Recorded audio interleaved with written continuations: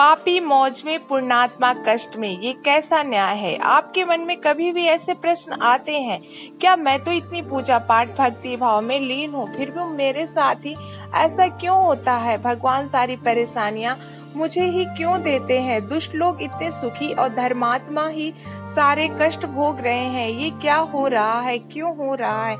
यदि ऐसा है ईश्वर का न्याय, तो मैं क्यों मानूं उन्हें?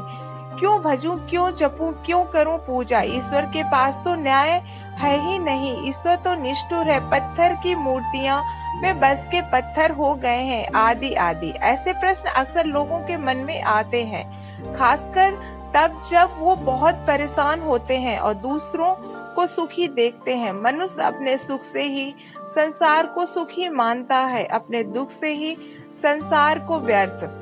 ये सब स्वाभाविक है। तो आपके मन में जो प्रश्न आते हैं, आज उनके निदान का कुछ प्रयास किया जाए।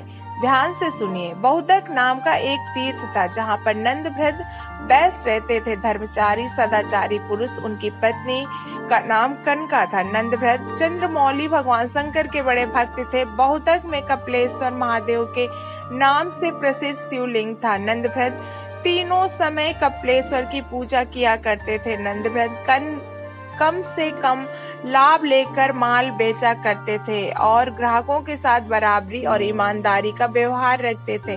गलत माल और बुरा सामान नहीं बेचते और जो भी कुछ मिल जाता उसी में संतुष्ट रहते। नंदभ्रद का जीवन सन्यासियों जैसा था। जब नंदभ्रद का सदाचारी संपन्न सुखमय जीवन की प्रशंसा करते, नंदभ्रद के पड़ोसी में रहने वाला सतव्रत, जो बड़ा ही नास्तिक और दुराचारी था, उनसे जलता था। सतव्रत चाहता था कि किसी प्रकार नंदभ्रद का कोई दोस्त दिख जाए तो उसे धर्म के मार्ग से गिरा दूं। नंदभ्रद पर झूठे आरोप लगाना और सदा उनके दोष ही ढूंढता रहता उसका स्वभाव बन गया था। दुर्भाग्यवश अचानक नंदभ्रद का इकलौता पुत्र गंभीर रूप से बीमार हो गया। नंदभ्रद ने दुर्भाग्यमान शोक किया। पुत्र के बाद उनकी पत्नी कनका भी गंभीर रूप से बीमार हो गई। नंदभ्रद पर विपत्तियां आई देखकर उनके पड़ोसी सतव्रत को बड़ी खुशी हुई। उसने सोचा कि शायद नंदभ्रद को धर्म से भटकाने का यही अवसर है। उसने नंदभ्रद पर सांत्वना देने का ढोंग करते हुए कहा, तुम्हारे जैसा धर्मात्मा ये दुख उठा पड़ रहा है। लगता है कि धर्म कर्म सब ढकोसला है। कई बार सोचा कि मैं तुमसे बात कहूँ, पर संकोच बस कहा नहीं। दिन में 3 बार पूजा स्तुति सब व्यर्थ है भैया। नंदभ्रद, धर्म के नाम पर क्यों इतना कष्ट उठाते हो? जब से तुम इस पत्थर पूजन में लगे हो तब से कोई अच्छा फल तो मिला ही नहीं। इकलौता पुत्र और पत्नी दोनों बीमार हैं। भगवान होते तो क्या ऐसा फल देते? पुण्य और पाप सब कुछ कल्पना है। नंदभ्रद, तुम्हें तो मेरी ये सलाह होगी कि झूठे धर्म को छोड़ आनंद पूर्वक खाओ पियो और भोगो। यही सत्य है। सतव्रत की बातों का नंदभ्रद पर कोई प्रभाव ना पड़ा। वो बोले, सतव्रत जी, आप अपने आप को ही धोखा दे रहे हैं। क्या पापियों पर दुख नहीं आते? क्या उनके पुत्र स्त्रियां बीमार नहीं होती? जब सज्जन दुखी होता है तो लोग सहानुभूति जताते हैं, पर दुराचारी के दुख पर कोई सहानुभूति नहीं दिखाता। अंततः धर्म पालन करने वाला ही ठीक है। अंधा सूर को नहीं जानता, पर सूर तो है, ईश्वर तो है।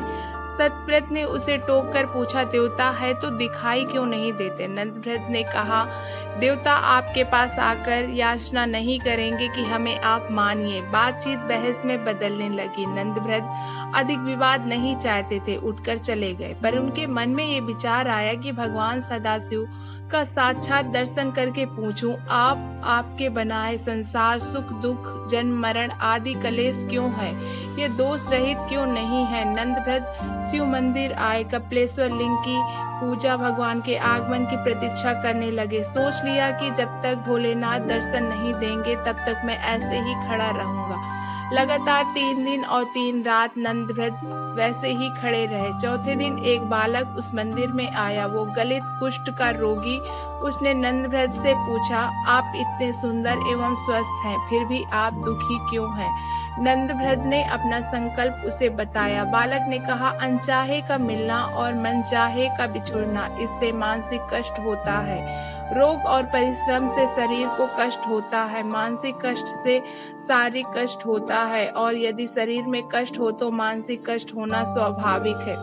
दोनों एक दूसरे के साथ जुड़े हुए हैं, फिर भी क्या किया जाए? नंदभ्रद ने पूछा। बुंधवर, औषधि से शारीरिक कष्ट दूर होते हैं, पर मानसिक कष्ट तो ज्ञान से ही दूर होता है। मस्तिष्क को यदि ज्ञान की सही खुराक दी तो वो कष्ट मुक्त हो जाता है। बालक से ज्ञान भरी बातें सुनकर नंदभ्रद ने फिर पूछा, ज्ञानी बालक, आपकी बात से सहमत हूँ, पर एक प्रश्न है। इस लोक में पापी मनुष्य भी इतने धनी और सुखी क्यों होते हैं, जबकि उन्हें तो उनके कर्मों के कारण कष्ट में होना चाहिए था? भगवान के विधान में ये दोष क्यों है? बालक ने कहा, सुख और दुख किसे कहते हैं, ये समझ का फेर है। मैं आपको थोड़ा विस्तार से बताता हूँ। संसार में 4 प्रकार के लोग हैं। पहले वो जिनके लिए इस लोक में सारे सुख सुलभ हैं, धन दौलत सत्ता प्रभाव बाहुबल सब कुछ, परंतु परलोक में उन्हें कुछ भी प्राप्त नहीं होता। उनके पूर्व जन्म का जो शेष पुण्य शेष है उसे वो इस लोक में भोग रहे हैं, लेकिन वो नए पुण्य नहीं कमाते। ऐसे लोगों का सुख भोग केवल इसी लोक तक है।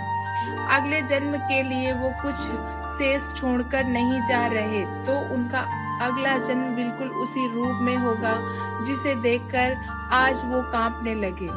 दूसरे वो लोग हैं जिनके लिए परलोक में सुख का भोग सुलभ है, परंतु इस लोक में नहीं, क्योंकि उनके लिए जन्म से संचित पुण्य है नहीं। वो तपस्या करके नए पुण्य कमाते हैं, उससे परलोक में सुख का भोग प्राप्त होगा। तपस्या से अर्थ केवल देव साधना ही नहीं होता, कर्म साधना भी तप है।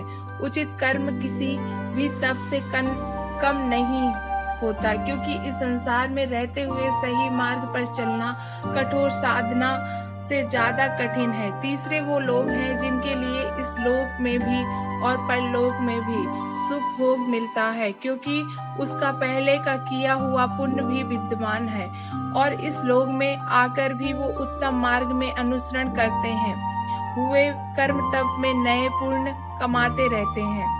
ऐसे लोग कोई ही चौथे हैं, वो जिनके लिए ना तो इस लोक में सुख है और ना ही परलोक में, क्योंकि उनके पास पहले का कोई पुण्य संचित तो है नहीं, और इस लोक में भी वो पुण्य कमा नहीं रहे हैं। ऐसे नीच जनों को धिक्कार है, वो सर्वथा त्याग के योग है, और इस लोक में अपमानित होते हुए भी बताते हैं, और न जाने कितने जीवन ऐसे ही बीतेंगे, तब तक जब तक कि मेरी तरह उन्हें किसी तपस्वी का मार्गदर्शन ना प्राप्त हो जाए। इसलिए हे वैश्वर, आप अपने पड़ोसियों मित्रों द्वारा कही बात को मन में रखो ही नहीं, उन्हें तो अपने कान में भी प्रवेश ना करने दो। आप इस जन्म में भगवान सदाशिव के भजन में लग जाएं, जिससे आप जन्म के बंधन से ही मुक्त हो सकते हैं। एक छोटे बालक के मुंह से ऐसी ज्ञानमयी और रहस्यपूर्ण बातें सुनकर नंदभ्रद बड़े प्रसन्न हुए। उनका सारा भ्रम, सारी शंका का निवारण हो चुका था। उन्होंने चकित होकर पूछा, आप कौन हैं? अपना परिचय दे। आप यहाँ कैसे पधारे हैं? आपने मेरे सब संदेहों को दूर कर दिया। इतनी कम आयु में इतना ज्ञान आपको कैसे सुलभ हुआ? बालक ने कहा, पूर्व जन्म में मैं अहंकारी, पाखंडी, अभिचारी था, जिसके चलते मैं वर्षों में नीच योनि में भटका। भगवान वासुदेव की ऐसी कृपा है कि वो हर योनि में मुझे मुक्ति मार्ग बता देते हैं।